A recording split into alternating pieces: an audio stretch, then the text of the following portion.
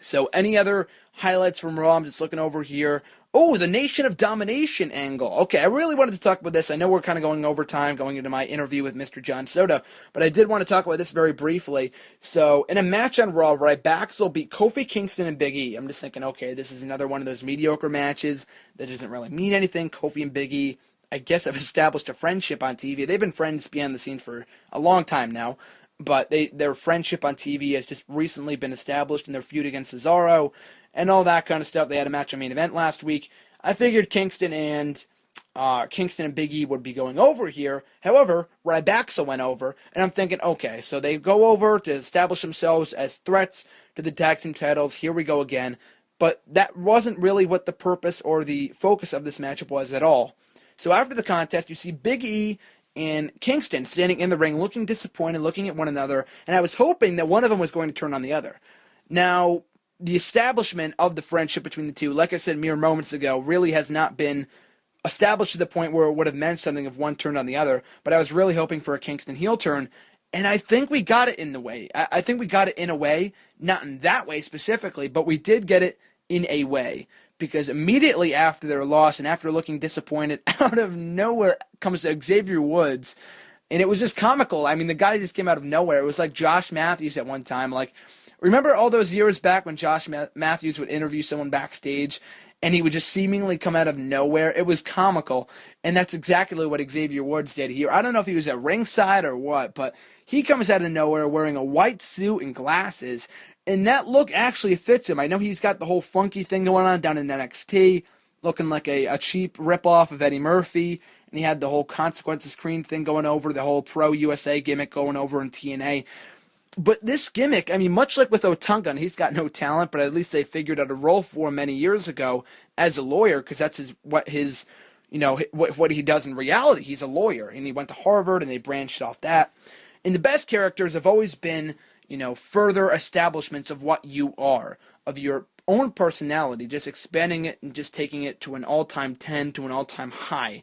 And that's what Xavier Woods showed in this promo. It looks like, being, having a PhD, having a master's, being as smart as he is, being, shown in this light with a suit on, with the glasses. It looks awesome.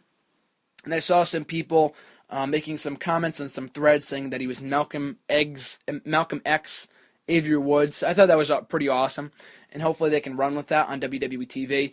But in so many words, Xavier Woods talking about how they were being held down, how we should be stop kissing babies and hugging fat girls and all that kind of stuff. Our time is now. So it was very interesting, and it's been rumored for years now that WWE has always had the idea of, coming together of this Nation of Domination stable. And it all goes back to, like I was saying earlier on in the show, with the copying of TNA and all that bullshit. I don't really see it with the whole beautiful people thing. Maybe with this stable consisting of African Americans, and it's funny because the only African Americans that TNA has are Lashley, MVP, and Kenny King. I'm trying to think of any more, and I went through the roster a couple of days ago and I couldn't find any. And the only black people they have are in a stable together. But I never really saw. I've never really seen the stable of MVP, Kenny King, and Lashley being I never really saw the purpose of that stable being, that they were being held down, that they wanted to come together to go against the white people or the Caucasian, whatever, like the Nation of Domination was, in the late 90s during the Attitude Era. I never really saw the purpose of that stable in TNA being that way.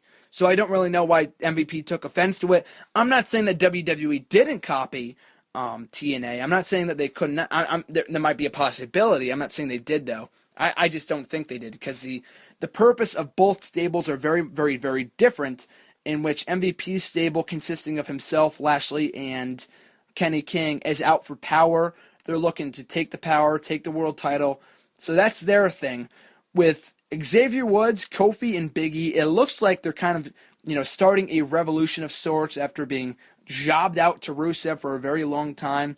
And I said on the show a number of months ago, maybe a number of weeks ago, how much they were wasting Xavier Woods, a.k.a. the artist formerly known as Consequences Creed in TNA. The guy's got a boatload of talent, so for him to be involved in any of this is great. I'm very happy to see it, and I'm hoping there'll be a heel stable. I mean, we haven't had a very strong heel stable in a very long time. I mean, I know we have the Wyatt family right now, But with the Shield over with and 3MB gone, and they were never really a stable to begin with, but with 3MB gone and the Shield broken up, I think it's time that we get another very strong heel stable outside of the Wyatt family. And I think a stable consisting of all African Americans involving Xavier Woods, Big E, Kofi Kingston, who I am absolutely ecstatic to see finally turn heel. It's been a long time in the making. I mean, Xavier Woods, Big E haven't been on the roster long enough where they really haven't changed their character. And even Big E went from heel to face, late last year. Kofi Kingston has been with the company for over 6.5 years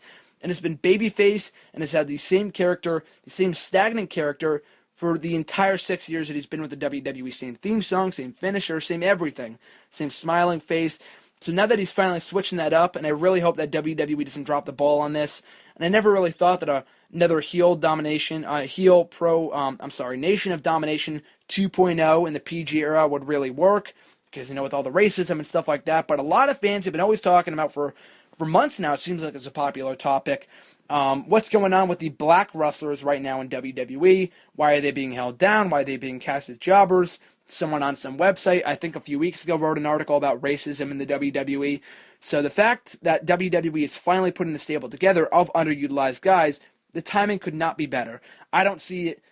I really hope it pans out and it works out for these guys, and that they can flourish in a PG environment. I don't know if they can push the envelope as much as the Nation of Domination did in the late 90s, but either way, I'm ecstatic to see them finally doing something with Xavier Woods, Big E, and Kofi Kingston, and who knows? Maybe they could be joined next by Mark Henry. I know that was a rumor going around. Mark Henry would make an excellent heavy or a leader of this group, especially considering he was in the original incarnation of the group. People were making jokes that JTG got released at the wrong time, seeing at how, given the fact that he's African American, that he could have been joining in on the fun and could have finally gotten TV time for once. But if anything, I think the missed opportunity here is that Teddy Long was released. The guy hadn't done anything since he was released, quote-unquote quit or fired from the position of SmackDown General Manager last summer in July. And he really had not been doing anything on TV since, aside from a few cameos on Raw and here and there. But that being said, though, I think if they brought him back in, being the mouthpiece for the heel nomination of Domination, as he was in the late 90s for the original incarnation of the group, I think could have been great. I mean, that could have been great use of Teddy Long, and they can always bring him back. But that would have been cool to see him the mouthpiece of the group, and it looks like Xavier Woods is going to take that role, which is perfect for him. He's probably the best talker of Big E and Kofi easily. So if they bring in Mark Henry, maybe even R-Truth, who, if he brings back his crazy character, oh my God, I'd be the happiest man in the world if they brought back heel R-Truth. That'd be amazing. Maybe even Titus O'Neil. He's not doing anything right now. He's another guy that I think they really dropped the ball on when they when they turned him heel back in January and split up the primetime players. And hell, who knows? Maybe they can bring back Darren Young after his injury heals up. Maybe he can come back a part of the group. Hell, maybe even David Otunga. I don't know. Maybe he can be the mouthpiece because he can't wrestle for shit. And the fact that he's still under contract and not doing anything, not on TV, working live events or anything, is kind of a disgrace to me personally and a slap in the face to all the people that were released a few weeks ago or about a month ago. But I love the idea. Here's hoping that they can run with it. And I'm looking forward to it. Here's hoping that they don't drop the ball on it so soon or at any point within the next few months.